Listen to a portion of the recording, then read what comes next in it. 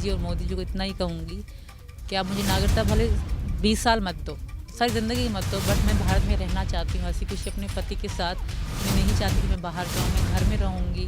मैं अपने घर में बहुत खुश हूँ। मुझे विश्वास है यहाँ के कानून पे, यहाँ की सरकार पे, अपने भाई डॉक्टर ए.पी. सिंह पे कि मेरे साथ और मेरे 4 बच्चों के साथ जुल्म नहीं होगा। वो लोग हमें जीते जी मार देंगे, मुझे तो मार ही देंगे, पर मेरे बच्चों की ज़िंदगी जहन्नुम बना देंगे। तो उस बेचारी को मतलब झूठा इल्ज़ाम लगा के मार के वहीं खड्डा खोद के दफन कर दिया कि माँ को रोने तक नहीं दिया था। बेवकूफ़ बना के मुझे बुलाना चाहता है हैदर, झूठी-झूठी बातें करती हूँ। हैदर को पता है मेरे बच्चे मेरी ज़िंदगी है, मैं अपने बच्चों को कभी भी नहीं छोड़ सकती। तो वही मतलब एक तरह से चाल चल रहा है बच्चे बुलाने की।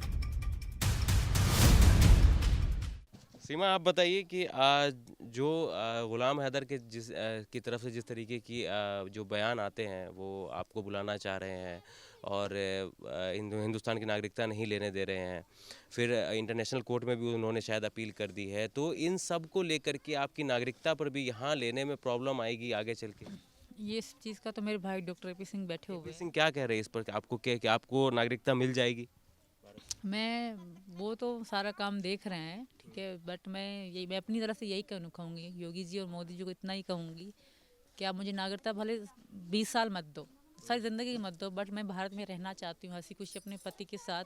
मैं नहीं चाहती कि मैं बाहर जाऊँ, मैं घर में रहूँगी। मैं अपने घर में बहुत खुश हूँ, बहुत ज़्यादा खुश हूँ। बस मेरे बच्चे पढ़ रहे हैं, मेरे बच्चे घूम रहे हैं, ये मेरे लिए बहुत बड़ी बात है। मैं यहाँ बहुत खुश हूँ। बस ये चीज़ें जो है ना, ये सारी जो चीज़ें चल रही हैं वो ख़त्म हो जाएं। मैं अपने पति के साथ अच्छी हाउसवाइफ बन के रहना चाहती हूँ। मैं अपने पति के साथ इस घर में बहुत खुश हूँ। नहीं जाना मुझे बाहर, में अपने घर, मेरे बच्चे घूम रहे हैं, समझो मैं घूम रही हूँ। लेकिन कभी कभी डर नहीं लगता है कि कहीं हमको पाकिस्तान वापस ना जाना पड़ जाए, क्योंकि अभी भी आपके पास भारत की नागरिकता नहीं है? मुझे विश्वास है यहाँ के कानून पे, यहाँ की सरकार पे, अपने भाई डॉक्टर ए.पी. सिंह पे कि मेरे साथ और मेरे 4 बच्चों के साथ जुल्म नहीं होगा। क्योंकि वो लोग हमें जीते जी मार देंगे, मुझे तो मार ही देंगे, पर मेरे बच्चों की ज़िंदगी जहन्नुम बना देंगे। क्यों लग रहा है कि मार देंगे? क्योंकि वहाँ के लोग ऐसे हैं, मैंने अपनी आंखों से देखा है। वहाँ की एक बेनज़ीर नाम की लड़की थी, बागी खान उसका भाई था, ठीक है, तो उसकी बहन की मतलब दूसरी शादी करा दी गई।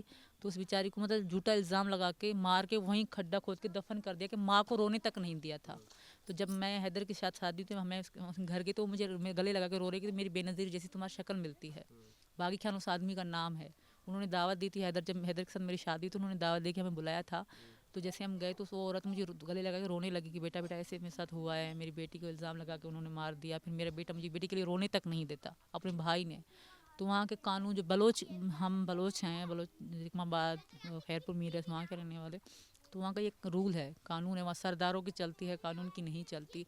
वो उल्लू बेवकूफ़ बना के मुझे बुलाना चाहता है हैदर, झूठी झूठी बातें करके। हैदर को पता है मेरे बच्चे मेरी ज़िंदगी है, मैं अपने बच्चों को कभी भी नहीं छोड़ सकती। तो वही मतलब एक तरह से चाल चल रहा है बच्चे बुलाने की।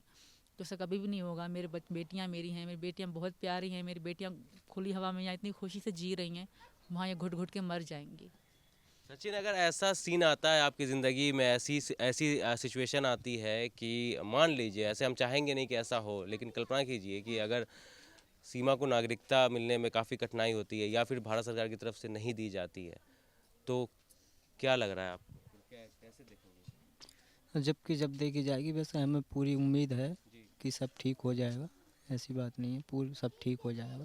और जबकि जब ऐसी बात होगी तो जबकि जब देखी जाएगी। तो आप लोगों ने पता नहीं किया कि जब आप वहाँ से आ रही थी पाकिस्तान से, तो हम लीगल तरीके से भी आने की कोशिश कर सकते हैं यहाँ तक? बहुत कोशिश करी है मैंने। किस तरीके की प्रॉब्लम आ रही थी? वहाँ ये डॉक्यूमेंट्स मांग रहे थे, जैसे आपका रिश्तेदार हो जो आपको बुला सकता है, फिर आप जाओगे, इनविटेशन मांगना पड़ता है, वरना आप नहीं जा पाओगे। मैंने बहुत कोशिश करी वीज़ा लगवाने की, और इन्होंने अपना आधार कार्ड वगैरह मुझे भेजा था, बट उनको मतलब 3 डॉक्यूमेंट्स चाहिए होते हैं। एक तो आपको चाहिए होता है मतलब जैसे पैन कार्ड हो गया या आधार कार्ड, इन दोनों में से किसी की कॉपी। एक तो राशन कार्ड या फिर बिजली का बिल, इन दोनों में से एक की कॉपी। हाँ, इंडिया का। अगर पाकिस्तान से आप आ रहे हो यहाँ, जब मुझे बुला रहे हैं, जैसे ही मुझे बुला रहे थे। और एक चाहिए होता है सरकारी ऑफिसर के साइन चाहिए होते हैं, किसी फॉर्म, कोई फॉर्म बना के देते हैं वहीं से ऑनलाइन, तो वो चाहिए होते हैं। तो ये सारी चीज़ें चाहिए होती थी, बट वो इनसे भी नहीं हो पा रही थी। वो मतलब इन्होंने बहुत कोशिश करी थी, पर डॉक्यूमेंट्स पूरे नहीं हो पा रहे थे हमारे, तो इस वजह से वीज़ा नहीं लग पा रहा था। मैंने बहुत बहुत पैसे, मैंने इंडियन मतलब 1100 रुपये फ़ी वीज़े के लिए थे। मैंने बच्चों के लिए, अपने लिए पैसे भी जमा करवाए, पासपोर्ट जमा करवाए। और इंडियन मतलब एम्बेसी की ये थी कि आप विदाउट दुपट्टे के बगैर आप फ़ोटो खिंचवाता कि गला भी दिखना चाहिए, उतने मैंने पासपोर्ट साइज़ फ़ोटो खिंचवाए, वो जमा करवाए, सब कुछ मैंने करवाए थे। फिर मैंने वेट भी करा 3-4 महीने, तो नहीं लग रहा मेरा वीज़ा। उन्होंने कहा कि नहीं लग आप पाकिस्तान में इंडियन एम्बेसी गई थी, वहाँ आपने अप्लाई नहीं, वहाँ पे कराची में ही मतलब लोग काम करते हैं वीज़े लगवाने के, एजेंसियाँ होती हैं जैसे। एजेंट के थ्रू हाँ हाँ, वहाँ उनके थ्रू अप्लाई करा मैंने कि वो कोई सऊदी अरब का लगाते, कोई कहाँ का, नेपाल का मैंने वहीं से लगवाया था। फिर जब इंडियन का नहीं लगा तो फिर मैंने नेपाल का लगवाया पहली बार इनसे मिलने के लिए। उसके बाद जब हम मिले तो इन्होंने बताया कि मैं जब आया तो पासपोर्ट वगैरह नहीं लगा था, तो तुम यहाँ से आ जाओ। फिर हमने यही सोचा कि यहाँ वीज़ा नहीं लग रहा तो मैं ऐसे आ जाऊँगी। जी।